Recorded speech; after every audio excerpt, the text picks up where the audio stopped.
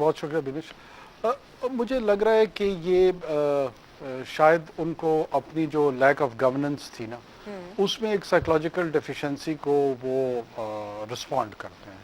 انہیں 3.5 سال کا عرصہ ملا اور ہمیں 6 سے 7 ماہ کا دورانیہ ملا. اس میں کچھ چیزیں ایسی ہوئیں جو کہ میرے خیال میں کسی بھی الیکٹڈ گورنمنٹ کو کرنی چاہیے تھی. مثال کے طور پہ ریفارمز ایف بی آر کے حوالے سے، مثال کے طور پہ امپورٹ ایکسپورٹ بہتر کرنے کے حوالے سے، ٹیکس کلیکشن کے حوالے سے، اینٹی اسمگلنگ ڈرائیو میں انفورسمنٹ کے حوالے سے، افغان ٹرانزٹ ٹریڈ کے حوالے سے، کرنسی کی اسٹیبلائزیشن کے حوالے سے. یہ وہ تمام چیزیں تھیں جو اللہ کے فضل سے میں سمجھتا ہوں کہ آج نہیں تو کل، کل نہیں تو پرسوں، کبھی ایک وقت یقیناً ایسے آئے گا جب سنجیدہ لوگ اس کا تجزیہ کریں گے. انہیں پتہ لگے گا کہ ہم نے پاکستان کی کم صحیح لیکن اپنی حیثیت میں خدمت کرنے کی کوشش ضرور کی تھی.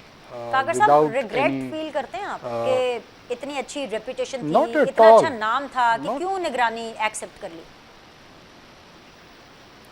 نہیں، مجھے I don't regret it at all. میں دیکھیں اٹ واز اے پریولیج، اور یہ پریولیج جو ہے ہم نے اپنی تئی کوشش کی کہ اس کو صحیح نبھانے کی نبھائیں. اور میرے خیال میں بہت سارے لوگ آج بھی جب میں باہر نکلتا ہوں اور عام لوگوں سے میری ملاقات ہوتی ہے، مجھے پبلک رسپانس میں نظر آتا ہے کہ لوگ جو ہے اس دورانیے کو پسند کر رہے تھے. آپ شہباز شریف سرکار سے سیٹسفائیڈ ہیں سر؟ دیکھیں کرنٹ گورنمنٹ جو ہے ان کو بہت سارے سیریس چیلنجز ہیں، اور یہ پچھلے کئی دہائیوں کے کمپلیکیٹڈ ایشوز ہیں. ہم انرجی سیکٹر کے حوالے سے آپ لے لیں، ٹیکس کلیکشن کے حوالے سے آپ لے لیں، جو سائز آف دا گورنمنٹ ہے وہ ہم نے ایٹ ونس تو اس سطح پر نہیں لے کر آئے ہیں. ان کو بہت سنجیدہ قسم کے مسائل کا سامنا ہے. اوپر سے ایک اپوزیشن کا جو پولیٹیکل چیلنج ہے وہ اپنی جگہ پر موجود ہے، وہ کسی صورت قابو میں ہوتا ہوا نظر نہیں آ رہا. ایسے میں سیٹسفیکشن ہونا یا نہ ہونا اپنی جگہ پر ہے. مسئلہ یہ ہے کہ جو چیلنجز ہیں ان کے لیے ان کو بہت زیادہ فوکسڈ ہو کر محنت کرنی پڑے گی، کام کرنا پڑے گا. اتنا آسان نہیں ہے اس کو مینیج کرنا، بہت میرے خیال میں مشکل I asked you a question in a different perspective. Kakar صاحب آپ نے اس کا جواب دیا، بالکل میں نے لیا، لیکن میرا پرسپیکٹیو اس لیے بھی بہت الگ تھا کیونکہ گندم بحران آیا، اور گندم بحران کی کہیں نہ کہیں جو بلی ہے، جو ملبہ ہے، وہ آپ پر ڈالنے کی کوشش کی گئی. بعد میں اینڈ کے اوپر کیا ہوا، کھودا پہاڑ نکلا چوہا والی سچویشن تھی کہ 3-4 کوئی بابوؤں کو جو ہے ادھر ادھر کیا گیا. اس کے علاوہ تو کچھ بھی نہیں ہے. Again you people got a bad name, and when I talk about you people I say کہ یعنی کاکر صاحب کو جو ہے وہ اس سے کافی بدنامی کمانی پڑی. پھر آپ نے سارے ٹیلی ویژن شوز پر آ کر کے اپنی سائڈ رکھی. That's why I was asking, are you satisfied کہ آپ کے حوالے سے بھی جو کاؤنٹر دیا گیا شہباز سرکار کی طرف سے وہ صحیح تھا کہ نہیں تھا؟ دیکھیں مجھے یہ تھوڑا سا بینیفٹ آف ڈاؤٹ ان کو دے لینے دیں کہ شاید امیڈیٹلی بہت سارے لوگوں کو سمجھ ہی نہیں آئی کہ کیا ہوا. اور وہ کیوں نہیں آئی کہ پرائیویٹ سیکٹر کی انوالومنٹ کے بعد جس طریقے سے ویٹ کا امپورٹ ہوا اور اس کی جو مارکیٹ پہ ایک امپیکٹ آیا، وہ مارکیٹ کے امپیکٹ کو کنزیومر کے حوالے سے کسی نے اس کو اسیس نہیں کیا. ساتھ میں اتنی بدقسمتی ہے بنیش کہ ہمارے ہاں کانسپریسی تھیوریز اور ماضی میں بہت سارے ایسے لوگ ہیں شوگر مافیا کے ساتھ منسلک رہے ہیں، بڑے بڑے بزنس مین اونرز اس انڈسٹری کے رہے ہیں کہ جنہوں نے آرٹیفیشل مارکیٹ میں ڈیمانڈ کریٹ کی، پھر اس کو کیٹر فار کرنے کے لیے ایکسپورٹ کی، پھر امپورٹ کی. یہ چیزیں ہمارے ملک میں ہوئی ہیں.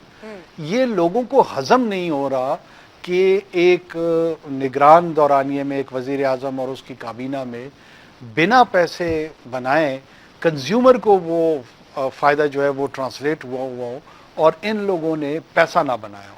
یہ ایک بہت بڑی بدقسمتی ہے کہ آپ کے ہاں اتنی مورل بینکرپسی آ چکی ہے کہ اگر آپ اس پوزیشن کو پہ کسی کو کنونس کرنے کی کوشش کریں تو ریسیپٹیونیس ہی نہیں ہے. سب لوگوں کو چور سمجھ رہے ہیں. یہ اس المیہ کا کیا کیا جائے؟ یہ آپ نے جو اینڈ پہ جملہ بولا نا کہ سلمیہ کا کیا کیا جائے، یہ تو ایکچولی کاکر صاحب میری لائن ہونی چاہیے، کیونکہ میں آپ سے یہ پوچھنے والی تھی کہ پی ٹی آئی کی جو لڑائی ہے انہوں نے یہ نیریٹو کامیابی سے بنا لیا ہے کہ جی ہماری لڑائی کسی پولیٹیکل پارٹی سے نہیں ہے، ہماری لڑائی کسی سیاستدان سے نہیں ہے، پی ٹی آئی کی لڑائی اسٹیبلشمنٹ سے ہے. اور اس تناظر میں وہ آپ کو کاکر صاحب allow me to use this word and allow me to ask you this question کہ وہ آپ کو اسٹیبلشمنٹ کا ماؤتھ پیس کنسیڈر کرتے ہیں along with فیصل باجا صاحب, along with محسن نقوی صاحب, the great محسن نقوی صاحب. تو سر شہباز سرکار کے بارے میں بھی یہی تاثر ہے کہ وہ فوجیوں کا, اسٹیبلشمنٹ کا ماؤتھ پیس ہے. سر اس کا کاؤنٹر آپ کیسے دیں گے, اس بیانیے کو آپ ختم کیسے کریں گے؟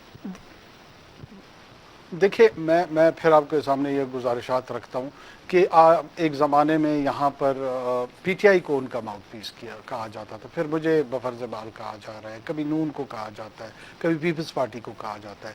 جو لارجر ایشو ہے نا جس کو پی ٹی آئی ریڈ نہیں کر پا رہی ہے, P T I so called anti establishment narrative میں اب میں سمجھتا ہوں کسی موجودہ لیڈرشپ سے بیانڈ اس لڑائی کو لے کر جانا چاہ رہی ہے, اور انہوں نے اپنے فالوور کو باقاعدگی سے اس بات پہ اس کی کنوکشن بنا دی ہے کہ پاکستان کے تمام کے مسائل کی جو جڑ ہے وہ فوج ہے, فوجی جرنیل ہیں. اب جب ڈاؤن دا لائن 2 مہینے 4 مہینے بعد یہ اگر 6 مہینے بعد, سال بعد, 2 بعد ان کی لیڈرشپ اسی اسٹیبلشمنٹ کے ساتھ انگیج ہو کر واپس سسٹم کے اندر کام کرنے کی خواہش رکھے گی یا کوشش کرے گی, تو یہ جو کانسٹیٹیونسی انہوں نے کریٹ کر دی ہے نا, یہ ان سے بھی ڈیورس ہو جائے گی.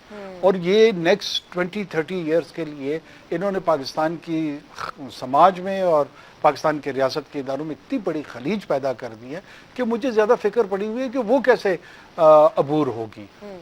لیڈرشپ تو شاید irrelevant ہو جائے. کاکر صاحب سرٹن حلقوں کے اندر یہ گفتگو بھی چل رہی ہے کہ اسٹیبلشمنٹ بھی وہ والی اسٹیبلشمنٹ نہیں رہی, ناٹ اباؤٹ کہ there is a change, a personal change, کیونکہ آبویسلی صرف اس لیے نہیں کہ ایک آرمی چیفس کی پرسنالٹیز میں شفٹ آیا ہے, کہ ایک طرح سے اپروچ میں بھی شفٹ آیا ہے.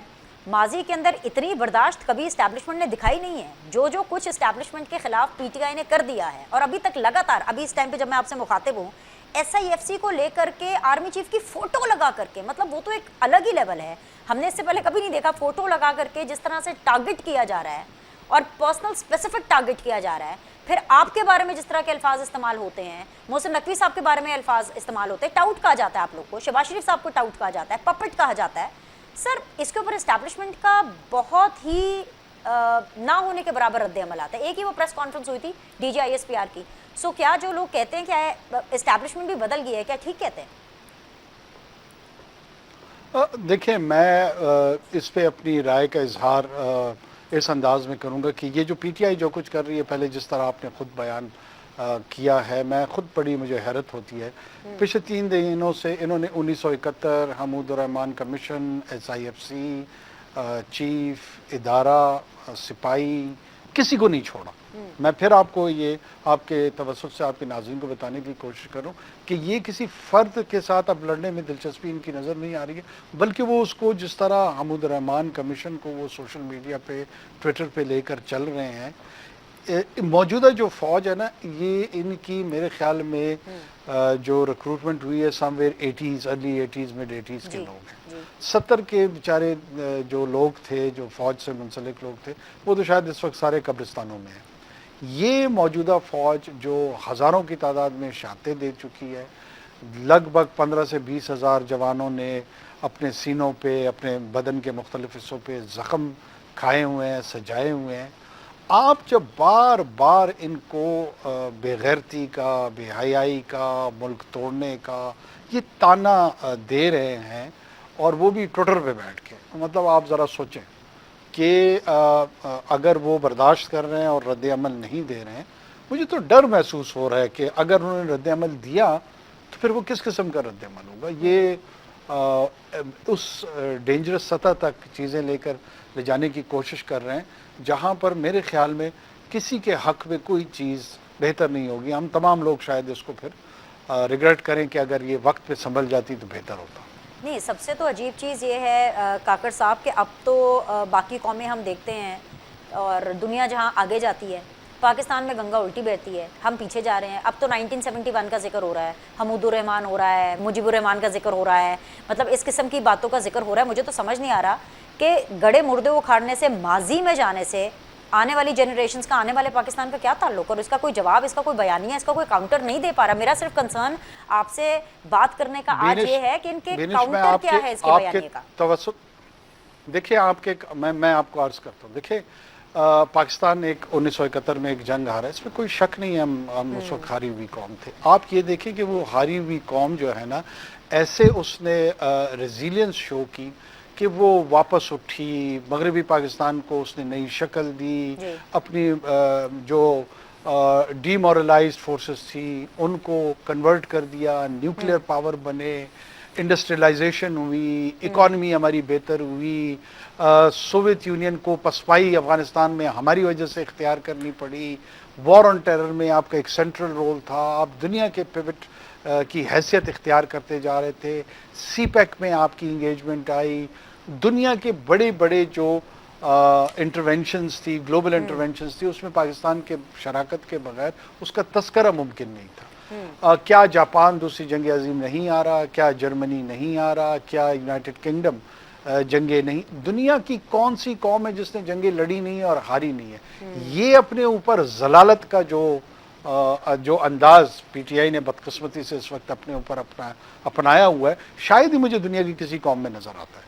کیا جرمنز سیکنڈ ورلڈ وار میں بدترین شکست کا ان کو سامنا نہیں ہوا، اور کیا ان کے ساتھ نہیں ہوا؟ قومیں پھر اٹھ جاتی ہیں. اگر آپ کے ساتھ 71 میں بفرض مال ہم ہارے بھی ہیں اور ہم ہارے ہیں، تو کیا اس ہار کو لے کر قیامت تک آپ نے اس زخم کو چاٹنا ہے، یا آپ نے ابھر کے ایک زندہ قوم کی طرح دوبارہ زندگی کی طرف لوٹنا ہے، سیاست کی طرف لوٹنا ہے، معیشت کی طرف لوٹنا ہے، آگے کی جانب دیکھنا ہے؟ آپ یہ طنز کرا کے، یہ تمام وہ لوگ ہیں جو پاکستان کے فوج کے ماؤتھ پیس، کوئی کسی کو والد کہتا تھا، کوئی دادا ابو کہتا تھا، کوئی کسی قسم کے القابات رکھتا تھا، یہ وہی لوگ ہیں. اور آج آپ کو 71 اچانک ان کو 71 کیوں یاد آ گیا، اچانک ان کو مجیب کیوں یاد آ گیا؟ کیا یہ تاریخ انہوں نے کوئی 3.5 سال پہلے نہیں پڑھی؟ 2018 میں تاریخ نہیں تھی؟ 2018 میں بھی یہی 71 کی تاریخ. کاکڑ صاحب آپ نے بہت اچھی کی تھی، اور یہ میرا فائنل کوسچن بھی ہے، اور وہ اس سے ریلیٹڈ ہے بیانیے کی تبدیلی سے، اور کس طرح چینج آتا ہے سوسائٹی میں. آپ کا ایک کام بڑا زبردست ہے جو میں سمجھتی ہوں کہ بہت سے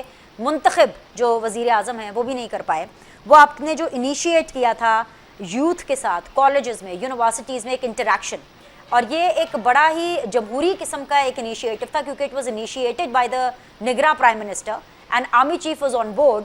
اور اسٹیبلشمنٹ کی جس طرح سے انٹریکشن ہوئی، آپ گئے، یہ والا جو کانسیپٹ ہے وہ بھی چلا گیا. کوئی 2-4 انٹریکشنز تھی. اسی طرح سے تو تبدیلی آئے گی، اسی طرح سے تو لوگوں کی ذہن سازی ہوگی، اسی طرح سے تو لوگوں کو پتہ چلے گا کہ اسٹیبلشمنٹ کیا سوچ رہی ہے، کیا ہے، کس طرح سے کام کرتی ہے، پاکستانیوں سے کیا چاہتی ہے. سر اس کے اوپر آپ کچھ کہنا چاہیں گے؟ Final comments. دیکھیں، میں سمجھتا ہوں کہ یوتھ کے ساتھ انگیجمنٹ جو ہے نا، وہ پرائم منسٹر کا اسٹینٹ ہونا یا نہ ہونا یہ بھی شاید اس کے لیے ریلیونٹ ہے. ہمیں کانسٹنٹلی یہ سوسائٹی میں اپنی کنٹریبیوشنز دینی چاہیے. جو سوشل ڈائلاگ ہے، جو پولیٹیکل ڈائلاگ ہے، جو کہ ایک سوشل کانٹریکٹ کے زمرے میں آتا ہے، چاہے وہ یونیورسٹیز کا پلیٹ فارم میں اویلیبل ہو، مدارس کا اویلیبل ہو، اسکولوں کا اویلیبل ہو، یا کوئی اور ایسے پلیٹ فارمز اویلیبل ہوں جہاں پہ میڈیا کا ہے. سوشل میڈیا میں بدقسمتی سے اس طرح کی سنجیدہ گفتگو کم ہی آپ کو دیکھنے میں نظر آتی ہے. مین اسٹریم میڈیا میں ہو سکتی ہے، پرنٹ میں، الیکٹرانک میں، لیکن یہ گفتگو صحت مند جاری رہنی چاہیے. اس میں اور لوگوں کو پارٹیسپیٹ کرنا چاہیے، اس میں انٹیلیجنشیا کو سامنے آنا چاہیے، جرنلسٹ کو سامنے آنا چاہیے، اکیڈیمیا کو آنا چاہیے، پولیٹیشنز کو آنا چاہیے. یہ 25 کروڑ ملک نہ صرف پی ٹی آئی کا اکیلا نہیں ہے، پی ایم ایل این کا اکیلا نہیں ہے، جمعیت علماء کا نہیں ہے، پی پی کا نہیں ہے، فوج کا نہیں ہے، جوڈیشری کا نہیں. یہ ہم سب شیئر کریں، ہماری کو اونرشپ ہے، اور اس کو اونرشپ کے تحت گفتگو ہوگی. ایسے نہیں ہو سکتا کہ یہ کوئی ایک فریق جو ہے نا وہ باقی تمام جو فریق ہیں ان کو آکوپائی کرے گا یا ڈومینیٹ کرے گا، اور ایک مفتو ہوگا اور دوسرا فاتح ہوگا. اس ذہنیت کے ساتھ جو ہے نا آپ ماڈلس ویونڈی کریٹ نہیں کر سکتے ہیں، سوسائٹی میں کو ایگزسٹ نہیں کر سکتے ہیں. جتنی جلد یہ ریئلائزیشن ہم میں آ جائے اتنا ہی بہتر ہوگا.